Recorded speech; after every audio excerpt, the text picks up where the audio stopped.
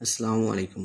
আশা করি সবাই ভালো আছেন। আজকের ভিডিওতে আমরা আলোচনা করব 2026 সালে ওমানে যেতে কত টাকা লাগে, সেখানে বেতন কেমন, কোন ধরনের কাজ বেশি সুযোগ রয়েছে, কাজের সময়ে কত ঘন্টা, থাকা খাওয়ার ব্যবস্থা কেমন এবং নতুন যারা ওমানে যেতে চান তাদের গুরুত্বপূর্ণ কিছু পরামর্শ। বর্তমান সময়ে মধ্যপ্রাচ্যের দেশগুলোর মধ্যে ওমান বাংলাদেশি কর্মীদের জন্য একটি পরিচিত শ্রম বাজার। প্রতি বছর অনেক মানুষ নির্মাণ কাজ, ক্লিনিং, হোটেল, রেস্টুরেন্ট, কৃষি, ড্রাইভিং, ইলেকট্রিশিয়ান, প্লাম্বিং, ওয়েল্ডিং এবং বিভিন্ন টেকনিশিয়াল পেশায় কাজ করার জন্য ওমানে যান। তবে যাওয়ার আগে সবচেয়ে গুরুত্বপূর্ণ বিষয় হলো বৈধভাবে যাওয়া এবং সরকারি অনুমোদিত রিক্রুটিং এজেন্সির মাধ্যমে সব প্রক্রিয়া সম্পন্ন করা। এখন এখানকার অনেকের প্রশ্ন থাকে যে ওমানে যেতে মোট কত টাকা লাগে। এর নির্দিষ্ট কোনো একক খরচ নেই, কারণ এটি নির্ভর করে আপনি কোন ভিসায় যাচ্ছেন, কোন কোম্পানিতে যাচ্ছেন এবং আপনার রিক্রুটিং এজেন্সি কত চার্জ নিচ্ছে তার উপর। সাধারণভাবে অনেক ক্ষেত্রে পুরো প্রক্রিয়ার জন্য প্রায় 3 লাখ থেকে 5 লাখ টাকার মধ্যে খরচ হতে পারে। কিছু ক্ষেত্রে এর চেয়েও কমও হতে পারে, আবার দক্ষ পেশার নির্দিষ্ট চাকরিতে এর চেয়েও বেশি খরচও হতে পারে। তাই কোনো দালালের কথায় বিশ্বাস না করে আগে চাকরির অফার লেটার, বেতন, সুবিধা এবং চুক্তিপত্র ভালোভাবে দেখে সিদ্ধান্ত নেওয়া উচিত। বেতনের কথা যদি বলি তাহলে ওমানে একজন সাধারণ শ্রমিকের মাসিক বেতন সাধারণত 120 থেকে 180 ওমানি রিয়াল মধ্যে হতে পারে। দক্ষ কর্মীদের ক্ষেত্রে 200 থেকে 400 ওমানি রিয়াল বা তার থেকে বেশি বেতন পাওয়া সম্ভব। একজন electrician, plumber, welder, machine operator বা অভিজ্ঞ ড্রাইভার সাধারণ শ্রমিকের তুলনায় বেশি বেতন হতে পারে। তবে প্রকৃত বেতন নির্ভর আপনার অভিজ্ঞতা, দক্ষতা ও নিয়োগকারী প্রতিষ্ঠানের উপর।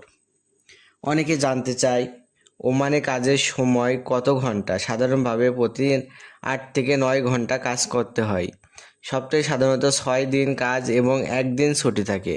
অতিরিক্ত সময় কাজ করলে অনেক কোম্পানি ওভারটাইম সুযোগ দেয়। ওভারটাইম করলে মাসিক আয় আরও বেড়ে যেতে পারে। তবে সব কোম্পানির নিয়ম কিন্তু এক নয়, তাই চাকরির চুক্তিপত্রে যে বিষয়গুলো আগে থেকে দেখে নেওয়া জরুরি। থাকা খাওয়ার বিষয়টি অনেক গুরুত্বপূর্ণ। অনেক কোম্পানি কর্মীদের জন্য থাকার ব্যবস্থা করে দেয়, কিছু কোম্পানি খাবার দেয়, আবার কিছু কোম্পানি খাবারের জন্য আলাদা ভাতা দেয়। যদি কোম্পানি থাকার ব্যবস্থা না করে তাহলে কর্মীকে নিজের খরচে বাসা ভাড়া দিতে হবে। তাই চাকরির যোগ দেওয়ার আগে এসব সুবিধা সম্পর্কে পরিষ্কার ধারণা নেওয়া উচিত। ওমানে যাওয়ার আগে প্রয়োজনীয় কাগজপত্র সঠিকভাবে প্রস্তুত রাখতে হবে। সাধারণত বৈধ passport, medical report, police clearance, শিক্ষাগত ও কারিগর সনদ, যদি প্রয়োজন হয় পাসপোর্ট সাইজের ছবি এবং ভিসা সংক্রান্ত অন্যান্য কাগজপত্র প্রয়োজন হতে পারে। নিয়োগকারী প্রতিষ্ঠান অতিরিক্ত কোনো কাগজ চাইলে সেটাও সময় মতো জমা দিতে হবে। অনেকে মনে করেন বেশি টাকা দিলেই ভালো চাকরি পাওয়া যায়, কিন্তু বাস্তবে বিষয়টি এমন নয়। ভালো চাকরির জন্য সবচেয়ে গুরুত্বপূর্ণ হলো দক্ষতা, অভিজ্ঞতা এবং বৈধ নিয়োগ প্রক্রিয়া। তাই কখনো যাচাই বাছাই ছাড়া কারোর হাতে টাকা দেওয়া উচিত নয়। সরকারি অনুমোদিত এজেন্সির মাধ্যমে গেলে প্রতারণার ঝুঁকি অনেক কম হতে পারে। ওমানের জীবনযাত্রার খরচ তুলনামূলকভাবে নিয়ন্ত্রিত হলেও এটি নির্ভর করে আপনি কোন শহরে থাকছেন এবং আপনার কোম্পানি কী কী সুবিধা দিচ্ছে তার উপরে। যদি কোম্পানি থাকা এবং যাতায়াতের ব্যবস্থা করে দেয় তাহলে প্রতি মাসে ভালো পরিমাণ অর্থ সঞ্চয় করা কিন্তু সম্ভব হতে পারে। যারা প্রথমবার বিদেশে যাচ্ছেন তাদের জন্য ভাষা শেখা গুরুত্বপূর্ণ। অত্যন্ত মৌলিক ইংরেজি এবং কিছু আরবি শব্দ জানা থাকলে কাজ করতে এবং দৈনন্দিন জীবনে পরিচালনা করতে অনেক সুবিধা আছে। একই সঙ্গে সবসময় মতো কাজে উপস্থিত হওয়া, কোম্পানির নিয়ম মেনে চলা এবং ভালো আচরণ বজায় রাখলে ভবিষ্যতে পদোন্নতি বা ভালো বেতনের সুযোগও হতে পারে। সর্বশেষে একটি গুরুত্বপূর্ণ বিষয় মনে রাখতে হবে, ওমানে যাওয়ার আগে অবশ্যই আপনার চাকরির অফার লেটার, বেতন, কাজের ধরন, কাজের সময়, ওভারটাইম, ছুটি, থাকার ব্যবস্থা এবং অন্যান্য সুযোগ সুবিধা ভালোভাবে পড়ে নিন।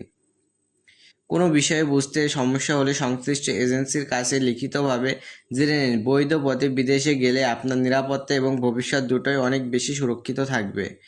তো আজকের ভিডিওতে এই ছিল ওমানে যেতে কত টাকা লাগে, বেতন কেমন এবং নতুন কর্মীদের জন্য গুরুত্বপূর্ণ তথ্য। যদি ভিডিওটি আপনার ভালো লাগে তাহলে অবশ্যই লাইক করবেন, বন্ধুদের সঙ্গে শেয়ার করবেন এবং এমন আরও বিদেশি সংক্রান্ত নির্ভরযোগ্য তথ্য পেতে আমাদের চ্যানেলটি সাবস্ক্রাইব করে পাশে থাকা বেল আইকনটি অন করে রাখবেন। সবাই ভালো থাকুন, সুস্থ থাকুন। আল্লাহ হাফেজ।